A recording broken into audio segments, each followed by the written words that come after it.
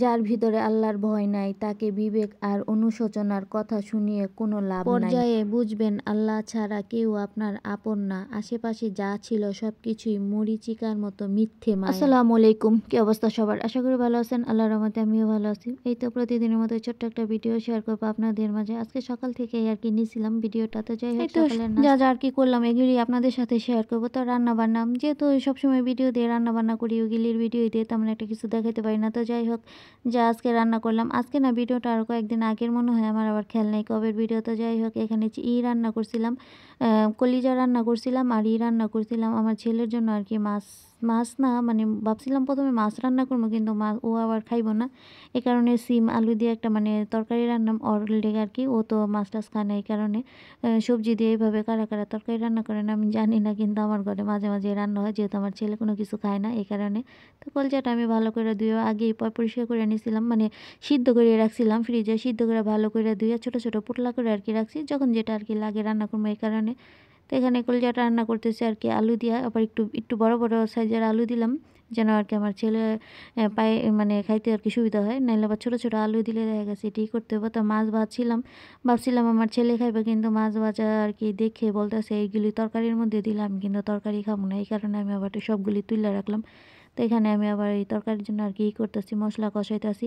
আলু সিম দিয়ে একটা নিরামিষের মতো রান্না করবো, এই জিনিস মানে এটা ও খাইতে খুবই পছন্দ করে, যেহেতু মাছ টাছ খায় না, ও আবার সবজিটা খায়। তো ওই চুলায় বসাই দিয়েছি, এই চুলায় দুই চুলায় রান্না করলে আর কি তাড়াতাড়ি হয়। তো এই ভিডিওটা আমার আজকে না, ভিডিওটা হয়তো কয়েকদিনের আগের, এত ভিডিও কোনটা রেখে কোনটা দিব পাই না। তো আবার দেখা গেছে বেশি রাখলে নষ্ট হয়ে যায়। যেহেতু সুন্দর করে সবজিগুলি কষাই নিতেছি, আর এখানে আমি আবার দিছি টমেটো আর কি দিব শেষে আর কি, টমেটোটা দিব। তো আলু সিমের তরকারি রান্না করলে কিন্তু খারাপ লাগে না, খাইতে কিন্তু ভীষণ ভালো লাগে। কিন্তু যাই হোক আমার ছেলে তো আর খায় না, কি করার। আর মাছ টাছ দিয়ে কিন্তু তরকারি রান্না ভালো লাগে। দুঃখের বিষয় আমাদের ঘরে মানে ও এইরকমভাবে আর কি খায় না, তো যেহেতু খায় না এই কারণে রান্না হয় না, কারণ যেহেতু ও খায় না এই কারণে আমাদের ঘরে বেশিরভাগ মানে তেমন একটা মাছ টাছ ঝুল টুল দিয়ে রান্না আর কি কম হয়। তো যাই হোক এই তো এখানে আমাদের রান্না বান্নাটা হয়ে যেতেছে।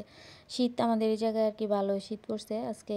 আজকে মানে দিতেছি বয়স দিতেছি, তো আজকে বয়সটা দিয়েই আজকে ভিডিওটা দিব, এই কারণে বললাম যে আমাদের এখানে অনেক বাতাস আর মানে ঠান্ডা লাগতেছে। আজকে কয়দিন শীত আসছিল না, হঠাৎ করে আর কি শীতটা পড়লো। তো শীতের মধ্যে কিন্তু মানে খিচুড়ি এইসব রান্না করে খাইতে আর কি ভালো লাগে, মানে গরম জিনিস যেটা ওগুলি আর কি ভালো লাগে। তো যাই হোক আজকে রাত্রে আমার আর কি কেউ হয়তো বা বাইরে যাবো আর কি খাওয়া দাওয়া করতে, কোন সময় যাই ঠিক ঠিকানা নেই। তো এই কারণে তাড়াতাড়ি ভয়েসটা দিয়ে আর কি ভিডিওটা রেডি করে রাখলাম, যেন আর কি পরবর্তীতে ছাড়তে পারি, নাইলে আবার বাইরে গেলে আর কি অসুবিধা। তো আমি আবার আজকে ধন্যপাতাও ব্যবহার করছি, তারপরে আবার জিরাও ব্যবহার করছি রান্নাটার মধ্যে, এভাবেই আজকে রান্না করলাম।